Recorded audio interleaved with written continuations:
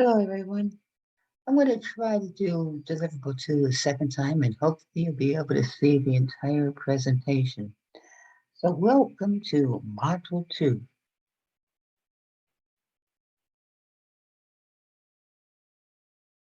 What are we going to talk about? I want to highlight some points you might want to remember. We'll talk about briefly about Module 2 introduction. Then we're going to really get into the Module 2 deliverable. And with the Module 2 deliverable, I'll be sharing some articles and videos with you. So some points to remember. We have a total of 7 deliverables. Deliverable 1 through 6 is worth approximately 11% of your grade. Each deliverable is worth approximately 11% of your grade. Deliverable 7 is more than double that. It's worth approximately 28% of your grade. I tell you that just so you know that, deliverable 7 is comprehensive. But by the time you get to deliverable 7, you should know the content and you should do quite well on deliverable 7. Please remember, you always have 3 attempts. So if the first time you stumble a little bit and don't quite make what you wanted to, you can try again. What I'll do when I grade your work the first time, if you are having issues, I will provide detailed information to help you succeed. Module 2, Introduction. And glance at this and see what we're going to be talking about. Building strategic business-to-business relationships to increase profitability. There's 4 points. We're going to analyze the relationship. We're going to compare major differences. We're going to examine various types of business-to-business organizations. And we're going to evaluate business development strategies for raising a company's visibility and its offerings. I always encourage you to read the content in our course before watching this. Okay, deliverable 2. This is where our focus comes in. Building B2B relationships. You see the statement about competency. Now look at scenario information. You are recognized as one of the premier business-to-business sales relationship gurus. In other words, you know your stuff. Given your reputation, you have been asked to be the keynote speaker at an industry luncheon. Congratulations. Now, for this, you're going to be creating a PowerPoint presentation. First thing you see is you're supposed to create a 10 to 15 slide PowerPoint presentation. Now pause for a second. That 10 to 15 slides does not include the title slide, and it doesn't include your reference slide. Those are 2 separate items. It's just like when you're writing a paper and you're supposed to make it 3 to 5 pages long. You don't count the title page and you don't count the references. You just count the pages between those. The same thing holds true for your PowerPoint. What are you going to talk about? You're going to talk about the value of business-to-business relationships, the steps a BDR or business development representative would take to build a B2B relationship. And third, you're going to identify 3 to 4 strategies to manage relationships and increase profitability for all. Why? Because you're in a business-to-business relationship. You want everybody to profit. That's why businesses are there. What's really important to the business is the bottom line. They want to make a profit. Okay, I always encourage you to look at the grading rubric. Why? If it's not on the grading rubric, it's not graded. What's on the grading rubric, it's graded. Then I want you to focus in on the mastery column because I want everybody to earn an A. So let's look at those parts. Number 1, you thoroughly explain the value of a business-to-business relationship. Number 2, describe all of the steps that take to build a business-to-business relationship and thoroughly explained each. So here we've got two things we're going to look at. We need to describe the steps and we need to explain the steps. We need to do both. Number 3, thoroughly identify 3 or more strategies to manage relationships and increase profitability for all. Now, you're in good luck because I look at the grading rubric, I look at what you need to know, and I try to create my presentations based on that. So you're going to see way more than 3 strategies. You'll be in good shape there. Number 4, include 2 or more professional sources. Please don't use anything like Wikipedia, an encyclopedia, or anything similar to that. Use professional business sources. Why? Because you're only going to be in school for a short time, but you're working very hard to earn that degree. And then when you leave, you want to be successful in your field. So to be successful in your field, you should start reading professional journals. APA. Okay, good luck here too, right? Rasmussen University knows that learning APA is not easy. It's like learning a foreign language. But they have a wealth of information, a special section devoted to APA. So please go to the Rasmussen University Online Library and check out these sources. When in doubt, always ask. Remember, the only dumb questions are the ones that you don't answer or ask, right? So ask me. When in doubt, ask me. You are very important to me. Now take this number down. 757-962-3593. Pick up the phone and call me. You have to call me because it's a landline. It doesn't accept text messages. So you'll think that I'm ignoring you, which I'm not. It's a landline. Call me. Continuing with number 4. 1 or less grammar, spelling, or punctuation mistakes. So please, when you finish your work, always double check it. Make sure it's right? We're writing professionally.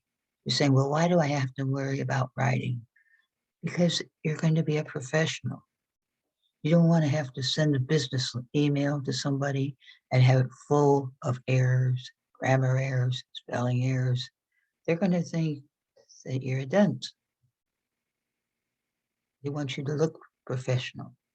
And play the role, look the role, succeed. Watch your grammar, watch your spelling, be professional.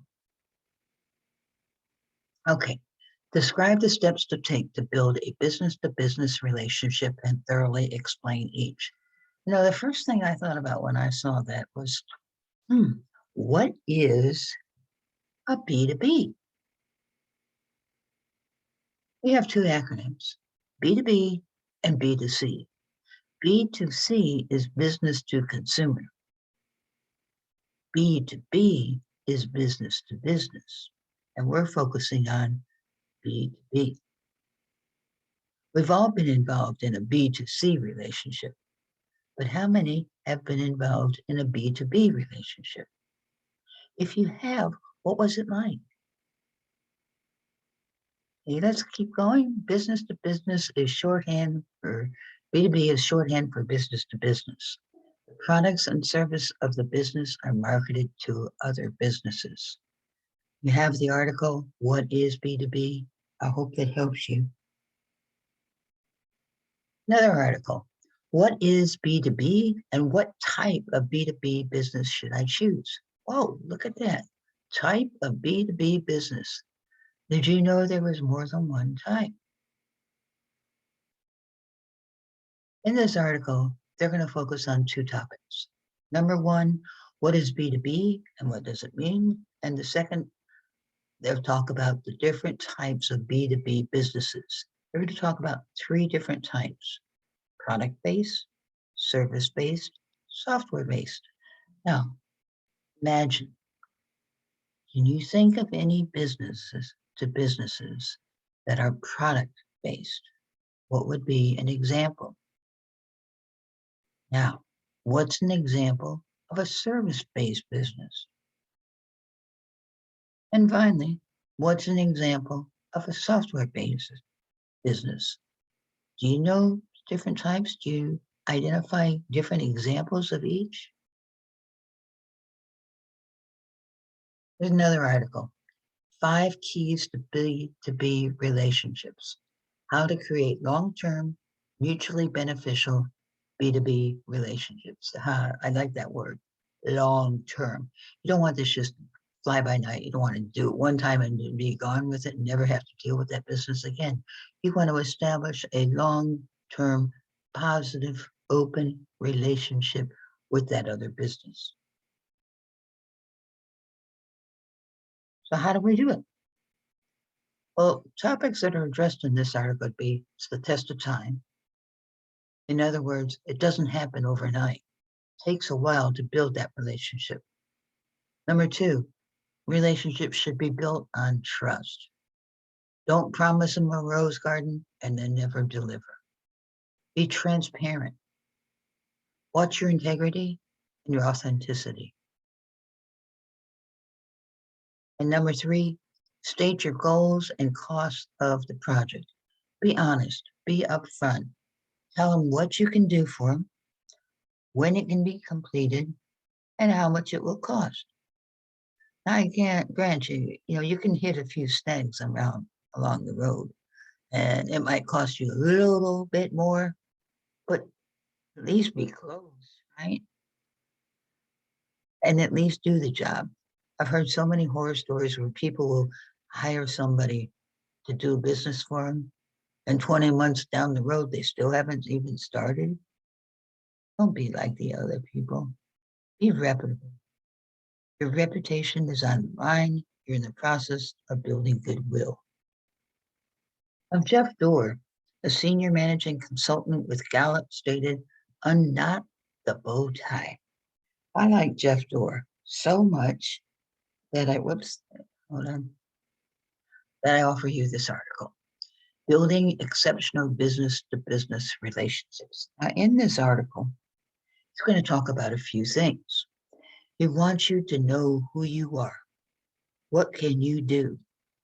Don't promise a rose garden when you can't deliver. You have to know yourself and you have to know the other business. Develop a lasting relationship, a trusting relationship. Consider scalability, which means what? Which means you might start small. As the trust develops, they realize the quality of work you do. They have more things for you to do. They're growing, you're growing. You can offer more later. Now, businesses tend to use technology, both yours as well as your customers. Does the technology overlap? Is it compatible? And what you do really help them? And also continue to develop that trust. Keep your word. Be there. Be on time. Do what you promised. Keep them informed. You know, some say we don't have any more pandemic, but others say we do. In fact, today I was told that one of my friends was just evaluated being positive on COVID. It's still with us. It's going to be with us. So why do I even bring this up? Because COVID and pandemic is delaying time to get the material. Everybody understands this. But when you hit a snag like that, let your customer know. Keep them informed. Develop that trusting relationship. All right, I read another article. And in that article, I learned the what, the how, and the when of B2B. I'm going to share some things from that article. The article was a little bit on the long side, so I'm going to share everything with you, but I'm going to highlight some key things they were saying. First of all, the name of the article, 13 B2B Trends for 2022-2023. Future Forecasts You Should Know. This is from Finances Online. All right, let's look at this image. Number one, they want to identify opportunities for innovation. They want to document customer problems. So as I'm going through these different things they're interested in knowing, the first thing that comes to my mind is a SWOT analysis.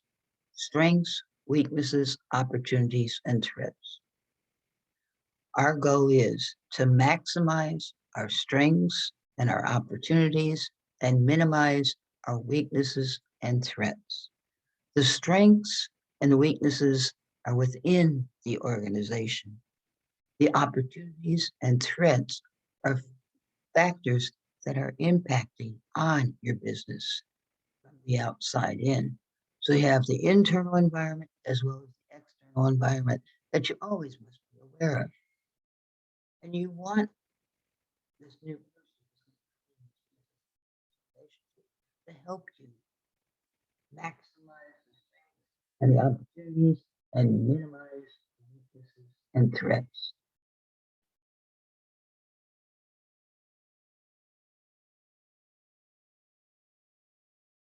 Another thing, the bottom circle talks. Let's back up for a minute. What do B2B buyers expect from vendors? What do they expect from you? And you can see some of them, right? Now, when I was reading these, first thing that came to my mind was, do you know what AR is, or augmented reality? Do you know the difference between augmented reality and virtual reality? Augmented reality is the integration of digital information with the user's environment in real time, whereas virtual reality creates a totally artificial environment. So you put your goggles on and you go into this magnificent artificial world in virtual reality. But in augmented reality, you're in your world and digital information is coming into your real environment.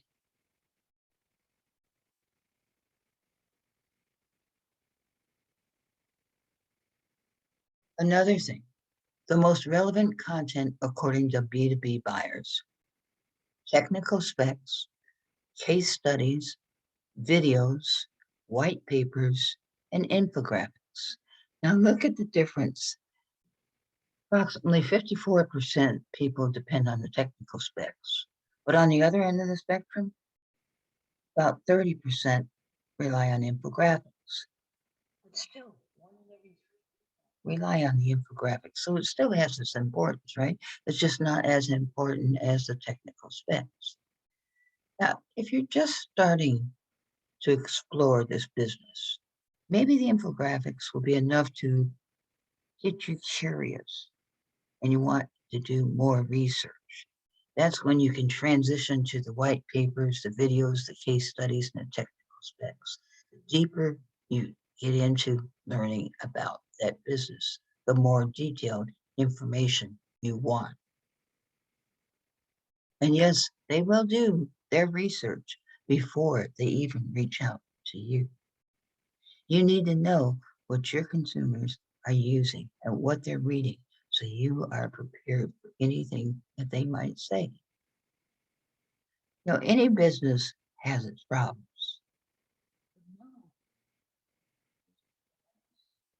Company. And that's the what and the how. Well, let's look at the when.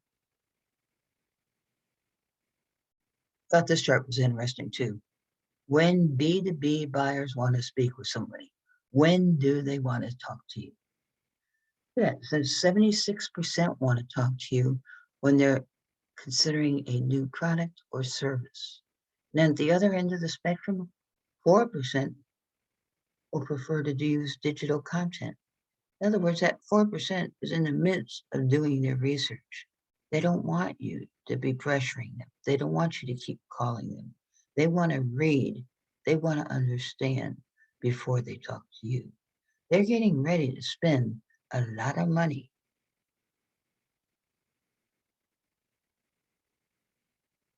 Now, I thought this video was rather interesting. It's comparing virtual and augmented reality.